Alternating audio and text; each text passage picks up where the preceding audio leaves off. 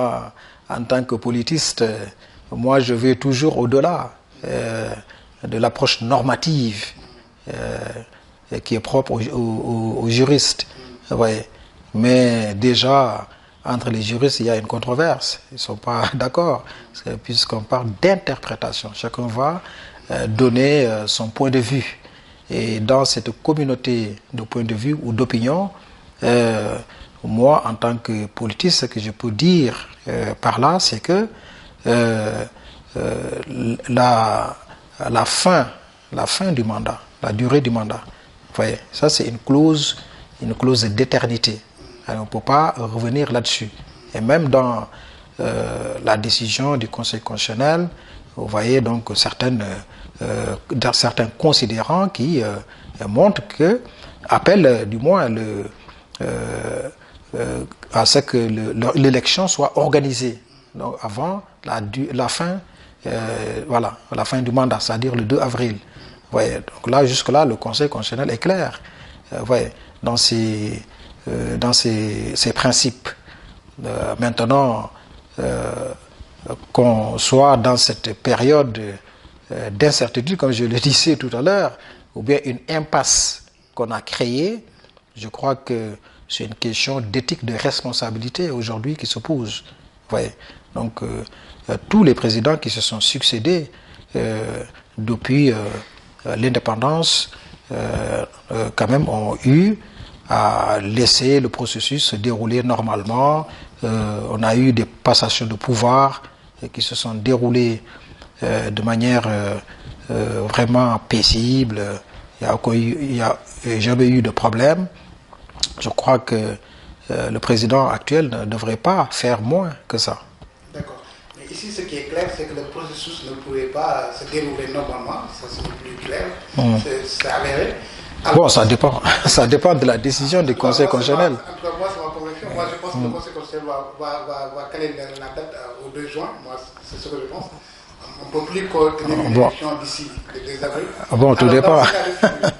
Seriez-vous pour que le président démissionne avant le 2 avril ou bien seriez-vous pour qu'il reste jusqu'à la passation, c'est-à-dire le 2 juin? Bon, ce que le président... Il y a beaucoup qui disent qu'il n'a plus le droit de continuer au-delà du 2 avril. Et lui-même a dit que le 2 avril, il va partir, cette décision-là, elle est ferme. Bon, moi, j'ai pas à décider à la place du président.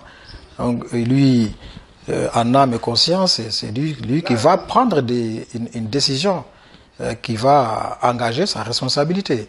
Ouais, mais ce qu'on veut souligner ici, c'est que le président l'a dit clairement que le 2 avril, c'est la fin de son mandat, qu'il va partir, qu'il démissionne avant, ça ce sont ses proches, peut-être qu'ils peuvent porter ce discours, mais ce que je veux dire par là, c'est que on ne peut pas dire par exemple que mon mandat se termine le 2 avril, je vais partir, mais vous ne créez pas les conditions, vous voyez.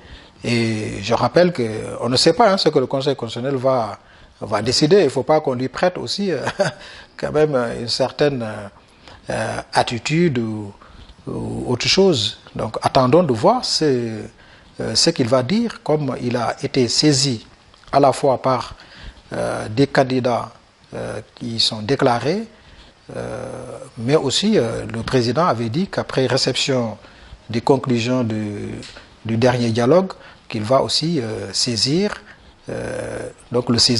pour demander son avis sur cette question. Donc attendons voir maintenant ce que le Conseil constitutionnel va décider. Mais jusqu'à présent, on ne sait pas quelle sera la conduite à tenir. Ouais.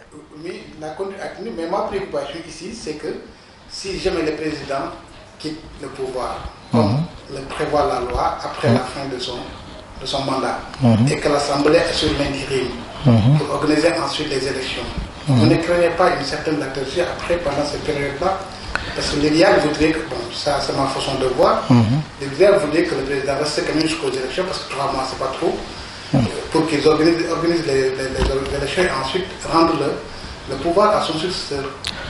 Bon, moi je suis de ceux qui pensent et qui croient à certains grands principes de l'État comme le principe de continuité des institutions. Bon, s'il démissionnait ou s'il, en tout cas, partait après le 2 avril, c'est la continuité des institutions. On le dit souvent,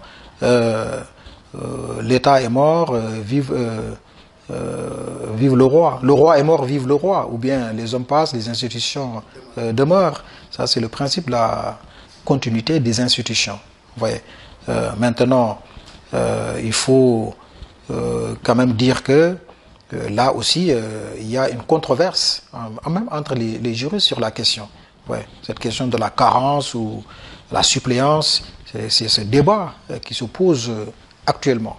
Mais je pense que même si le président de l'Assemblée venait assurer l'intérim, le processus doit continuer.